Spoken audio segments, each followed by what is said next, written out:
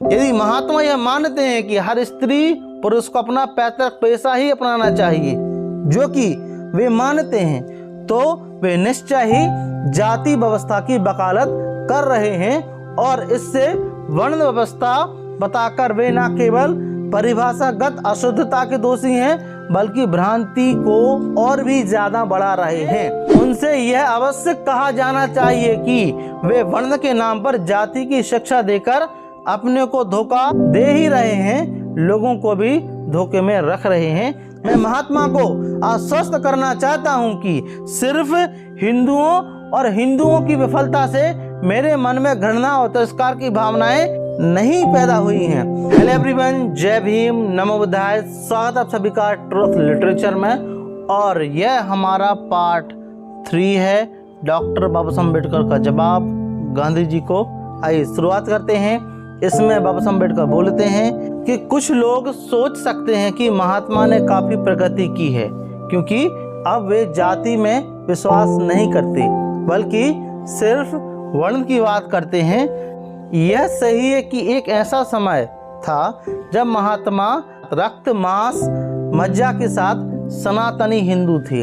वेदों, उपनिषदों, पुराणों और हिंदू शास्त्रों के नाम पर जो कुछ जाना जाता है, उनमें उनकी आस्था थी, और इसलिए अवतार तथा पुनः जन्म में भी उनका विश्वास था। वे जाति को मानते थे और किसी रूढ़िवादी की ताकत के साथ उनका बचाव करते थे।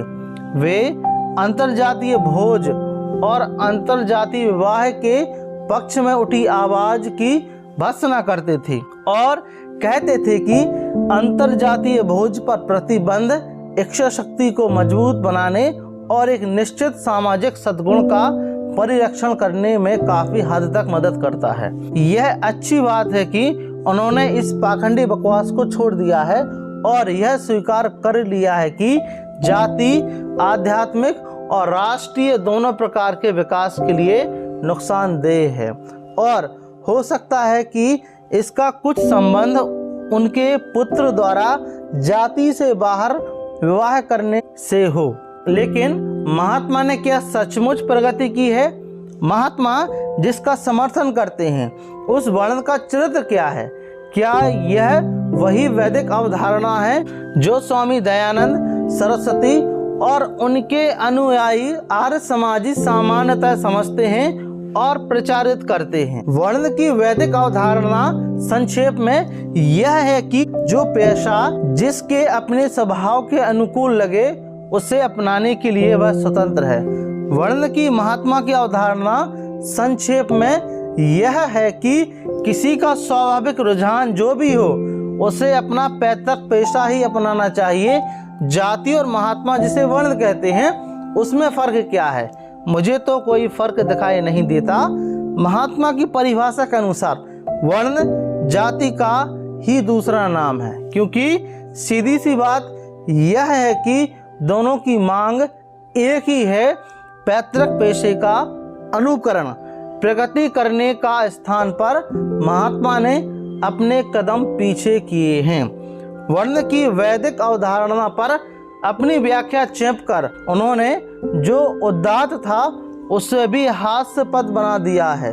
मैं वैदिक वर्ण व्यवस्था को खारिज करता हूँ, और इसके कारण मैंने जो व्याख्यान दिए हैं, फिर भी मैं स्वीकार करता हूँ कि स्वामी दयानंद तथा अन्य कुछ लोगों द्वारा बताया गया वैदिक सिद्धांत एक समझदार और निरापद चीज है। इसने समाज में व्यक्ति का स्थान निर्धारित करने के लिए जन्म आधारित नहीं माना, ऐसा बाबा साहब अम्बेडकर बोलते हैं और बताने का प्रयास करते हैं। इसने सिर्फ योग्यता को मान्यता दी।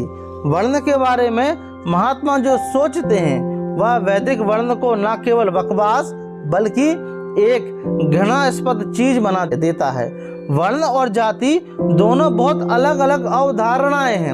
वर्ण का आधारभूत सिद्धांत है हर एक को उसकी योग्यता के अनुसार, और जाति के आधारभूत सिद्धांत हर एक को उसके जन्म के अनुसार। दोनों में उतना ही फर्क है जितना खड़िया और पनीर में। वास्तव में दोनों में अंतर्विरोध है। यदि महात्मा यह मानते हैं कि हर स्त्री पुरुष को अपना पैतृक पेशा ही अपनाना चाहिए, जो कि वे मानते हैं, तो वे निश्चय ही जाति व्यवस्था की वकालत कर रहे हैं और इससे वर्ण व्यवस्था बताकर वे न केवल परिभाषागत अशुद्धता के दोषी हैं, बल्कि भ्रांति को और भी ज्यादा बढ़ा रहे हैं। मुझे विश्वास है उनकी भ्रांति का कारण यह है कि महात्मा के दिमाग में इसे लेकर स्पष्टता नहीं है कि वर्ण क्या है और जाति क्या है और हिंदुत्व के परिरक्षण के लिए किसकी आवश्यकता है। उन्होंने कहा है और आशा की जाती है कि किसी रहस्यमय कारण से वे अपना यह दृष्टिकोण बदल नहीं देंगे। जाति हिंदुत्व का सरल तत्व नहीं है। क्या उनकी निगाह में वर्ण हिंदुत्व का सारत्व है? अभी तक तो इसका कोई निश्चित उत्तर उपलब्ध नहीं है, ऐसा बाबा साहब अम्बेडकर बोलते हैं। डॉक्टर अम्बेडकर का अभियोग के पाठकों का जवाब होगा नहीं। अपने उस लेख में वे यह नहीं कहते कि वर्ण का सैद्धांतिक आग्रह हिंदू धर्म का आवश्यक अंग है।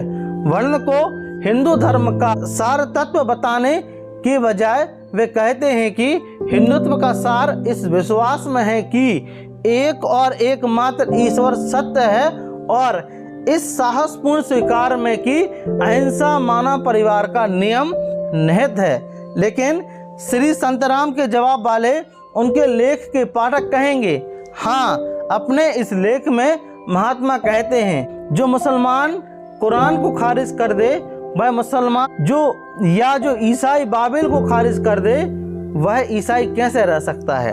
यदि जाति और वर्ण एक दूसरे के पर्याय हैं और वर्ण हिंदुत्व को परिभाषित करने वाले शास्त्रों का विचित्र अंग है, तो मैं नहीं जानता कि जो व्यक्ति जाति और वर्ण को खारिज कर देता है वह अपने को हिंदू कैसे कह सकता है। यह वाक्छल्य क्यों? महात्मा अपने दिमाग को छिपाते क्यों हैं? वे किसे प्रसन्न करना चाहते हैं? क्या संत ने सत्य की परवाह करनी छोड़ दी है या राजनीति संत के रास्ते में आड़े आ रही है? जिस वास्तविक कारण से महात्मा इस भ्रांति का शिकार हैं उसके संभवतः दो स्रोत हैं। पहला, महात्मा का मिजाज लगभग हर चीज में उसमें बच्चे जैसी सरलता है और बच्चे जैसा आत्म छल भी किसी बच्चे को तरह वे हर उस चीज में विश्वास करते हैं जिसमें वे विश्वास करना चाहते हैं, ऐसा बाबा साहब अम्बेडकर बोल रहे हैं। अतः हमें उस समय तक इंतजार करना चाहिए जब महात्मा को वर्ण में विश्वास करना छोड़ देना अच्छा लगे, जैसा उन्हें अच्छा लगा है, तो जाति में विश्वास करना उन्हें छोड़ दिया है। भ्रांति का दूसरा कारण यह है कि महात्मा दोहरी भूमिका निभाना चाहते हैं, महात्मा की भी और राजनीतिज्ञ की भी। महात्मा की भूमिका में संभव है वे राजनीति का आध्यात्मिकरण करने का प्रयास कर रहे हैं, उसमें उन्हें सफलता मिली हो या नहीं, पर राजनीति में उनका व्यापारीकरण कर दिया है। प्रत्येक राजनीतिज्ञ को पता होना चाहिए कि समाज संपूर्ण सत्य को बर्दाश्त नहीं कर सकता और उसे संपूर्ण सत्य नहीं कहना चाहिए। अगर वह संपूर्ण सत्य कह रहा है तो यह उसकी राजनीति के लिए घातक होगा। जिस कारण से महात्मा हमेशा जाति और वर्ण का समर्थन करते रहते हैं, वह उनका यह डर है कि अगर उन्होंने जाति और वर्ण का विरोध किया तो वे राजनीति में अपनी जगह खो देंगे। महात्मा की भ्रांति का कारण जो भी हो, उनसे यह अवश्य कहा जाना चाहिए कि वे वर्ण के नाम पर जाति की शिक्षा देकर अपने को धोखा दे ही रहे हैं, लोगों को भी धोखे में रख रहे हैं, ऐसा बाबा साहब अम्बेडकर उनके बारे में बोलते हैं। आगे बाबा साहब अम्बेडकर बोलते हैं कि महात्मा का कहना है कि जिन मानकों को मैंने हिंदुओं और हिंदुत्व का परीक्षण करने के लिए लागू किया है वे बहुत कठोर हैं और उनकी कसौटी पर कोई भी प्रचलित धर्म संभवतः विफल हो जाएगा। यह शिकायत कि मेरे मानक ऊंचे हैं सही हो सकती है, लेकिन सवाल यह नहीं है कि वे ऊंचे हैं या नीचे। सवाल यह है कि क्या लागू करने की दृष्टि में वे मानक नहीं है या सही नहीं है। लोगों और उनके धर्म का मूल्यांकन सामाजिक नैतिकता पर आधारित सामाजिक मानकों के आधार पर किया जाना चाहिए। यदि धर्म को मानव कल्याण के लिए एक आवश्यक चीज माना जाता है तो कोई भी अन्य मानक निरर्थक होगा। मेरा मत है कि हिंदुओं और हिंदुत्व का मूल्यांकन करने के लिए जिन मानकों का मैंने प्रयोग किया है वे सर्वाधिक उपयुक्त मानक है और इससे बेहतर मानकों के बारे में मुझे जानकारी नहीं है, ऐसा बाबा साहब अम्बेडकर बोल रहे हैं। यह निष्कर्ष कि अगर मेरी कसौटियों पर कसने से प्रत्येक ज्ञात धर्म विफल हो जाएगा सही हो सकता है, लेकिन इस तथ्य से महात्मा को उससे ज्यादा संतोष नहीं होना चाहिए जितना संतोष एक पागल को देखकर दूसरे पागल को या एक अपराधी को देखकर दूसरे अपराधी को हो सकता है। मैं महात्मा को आश्वस्त करना चाहता हूं कि सिर्फ हिंदुओं और हिंदुओं की विफलता से मेरे मन में घृणा और तिरस्कार की भावनाएं नहीं पैदा हुई हैं, जिनसे मैं अवशिष्ट हूं। मुझे प्रतीत होता है कि दुनिया एक बहुत ही अपूर्ण स्थान है और जो जिसमें रहना चाहता है उसे उसकी अपूर्णता को सहन करना ही होगा, लेकिन जिस समाज में काम करना मेरी नियति, उस समाज की अपूर्णता और कमियों को सहन करने के लिए मैं तैयार हूँ। पर मुझे लगता है कि ऐसे समाज में रहने के लिए मुझे अपनी सहमति नहीं देनी चाहिए जो गलत आदर्शों और मान्यता देता हो। ऐसे समाज में भी जिन्हें आदर्श तो नहीं, आदर्श तो सही है, पर जो अपने सामाजिक जीवन को उस आदर्शों के अनुसार ढालने की अनुमति नहीं देता। यदि हिंदुओं और हिंदुत्व से मेरे मन में घृणा है तो इसलिए कि मुझे पक्का विश्वास है कि वे गलत आदर्शों के प्रय देते हैं और गलत सामाजिक जीवन जीते हैं। हिंदुओं और हिंदुत्व से मेरा झगड़ा उनके सामाजिक व्यवहार की अपूर्णता से लेकर नहीं, यह इससे ज्यादा बुनियादी है, यह उनके आदर्शों को लेकर है, ऐसा बाबा साहब अम्बेडकर बोल रहे हैं। तो आपका इस वीडियो के बारे में क्या मानना है? यह हमारा पार्ट नंबर 3 है और पार्ट नंबर 4 में हम आगे बाबा साहब अम्बेडकर क्या बोलते हैं वह आपके बीच में जरूर लाएंगे। तो यदि आपको यह वीडियो अच्छा लगा हो तो प्लीज़ इस वीडियो को लाइक जरूर करें और यदि आप चैनल पर नए हो तो प्लीज़ इस चैनल को सब्सक्राइब जरूर करें और इस वीडियो को शेयर जरूर से जरूर करें।